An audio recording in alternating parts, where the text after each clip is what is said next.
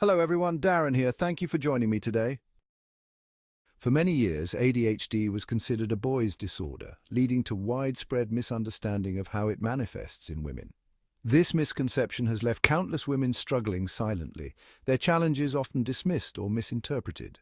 Women with ADHD are not simply disorganized or spacey. Their struggles are real, often hidden beneath layers of societal expectations and internalized coping mechanisms. By understanding the subtle ways ADHD presents in women, we can start to provide the support and validation they deserve. Let's embark on this journey of discovery together. Before we delve into the gender-specific aspects of ADHD, let's establish a common understanding of this neurodevelopmental disorder. ADHD, or attention deficit/hyperactivity disorder, is characterized by persistent patterns of inattention, hyperactivity, and impulsivity that interfere with daily life and development. Contrary to popular belief, ADHD is not simply a lack of willpower or a character flaw. It stems from differences in brain wiring and neurotransmitter activity, particularly in areas responsible for executive function, attention regulation, and impulse control.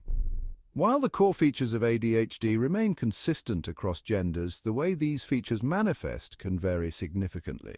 By acknowledging these differences, we can move towards a more accurate and inclusive understanding of this often misunderstood disorder.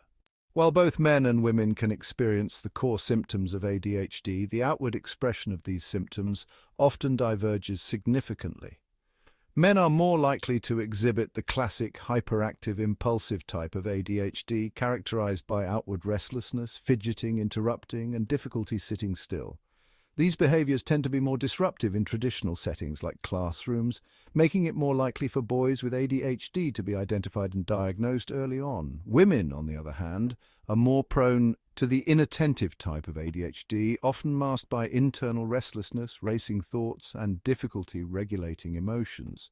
Unlike the more visible hyperactivity in men, these internal struggles are easily overlooked, leading to delayed diagnosis and missed opportunities for support. Women with ADHD often excel at masking their symptoms, developing elaborate coping mechanisms to navigate a world that expects them to be organized, attentive, and emotionally regulated.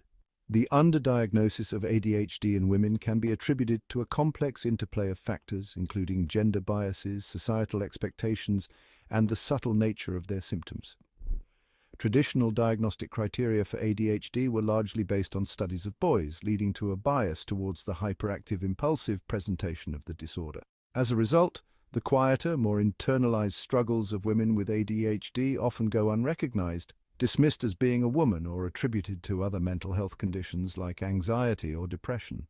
This diagnostic overshadowing can have significant consequences, as women may receive treatment for the wrong condition while their underlying ADHD remains unaddressed. Societal expectations play a significant role in masking ADHD in women, leading them to internalize their struggles and develop elaborate coping mechanisms to conform to societal norms. The impact of undiagnosed and untreated ADHD in women extends far beyond academic or professional settings. It permeates every aspect of their lives, affecting their relationships, self-esteem, and overall well-being. Women with ADHD often struggle with emotional regulation, experiencing heightened sensitivity, rejection sensitivity, and difficulty managing their emotions in stressful situations. This emotional intensity can lead to misunderstandings in relationships, as their reactions may be perceived as overreacting or being too sensitive. Despite these challenges, women with ADHD are incredibly resilient, often developing unique coping mechanisms to navigate their daily lives. However, it's important to remember that coping mechanisms are not a substitute for proper diagnosis and treatment. Oftentimes, the stress of coping with these symptoms can lead to self-medication. Drug and alcohol abuse are more common in people with undiagnosed ADHD and can quickly develop into a problem if left untreated.